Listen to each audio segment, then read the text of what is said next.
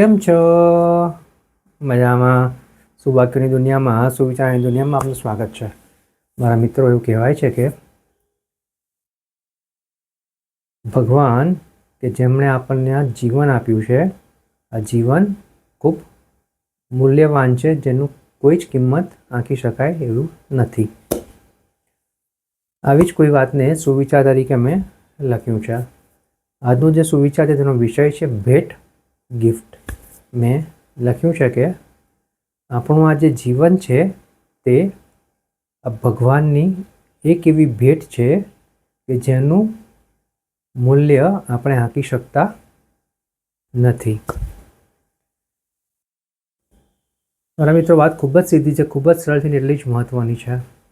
વાત છે તે પ્રમાણે ભગવાને આપણને જે જીવન આપ્યું છે તે જીવનને આપણે કેવી રીતે જીવીએ છીએ તે ખૂબ મહત્ત્વનું છે.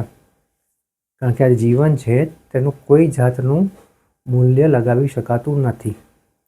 ગમે તેટલા પૈસા ખર્ચશો, ગમે તેટલી ધન દોલત વાપરશો, છતાં પણ જીવનને ખરીદી શકાતું નથી. મૃત્યુ હકીકત છે, મૃત્યુ આવે જ છે. મૃત્યુ પહેલાંનું જીવન કેવી રીતે જીવવું તે આપણને આવડવું જોઈએ. આજના આ હરીફાઈવાળા જમાનામાં આપણે જાણીએ છીએ, અનુભવ પણ કરીએ છીએ કે આપણે કામથી સતત ઘેરાયેલા છીએ. અને અમુક વખત એવું પણ થતું હોય છે કે કામ આપણા જીવન ઉપર હાવી થઈ જાય છે.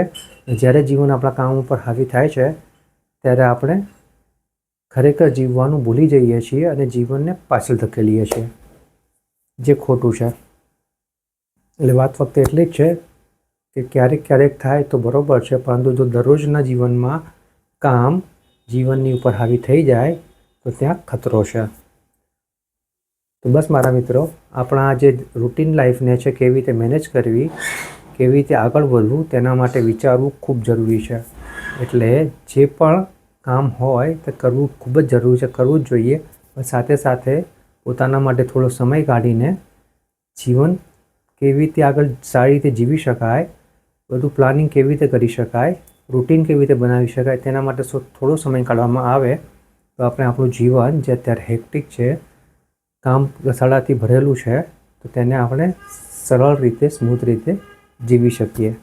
જરૂર છે ફક્ત ને ફક્ત થોડો સમય કાઢીને બેસવાનો, વિચારવાનો, આગળ શું કરવાનું છે તેની ઉપર નિર્ણય કરવાનો અને આગળ વધવાનો. બસ આટલું કરી શકીએ તો આજે ભગવાને આપણને જે ગિફ્ટ આપી, જે ભેટ આપી છે, તેને આપણે વધારે સારી રીતે પાછી ભગવાનને આપી શકીએ છીએ. અને આટલું તો આપણે કરવું જ જોઈએ.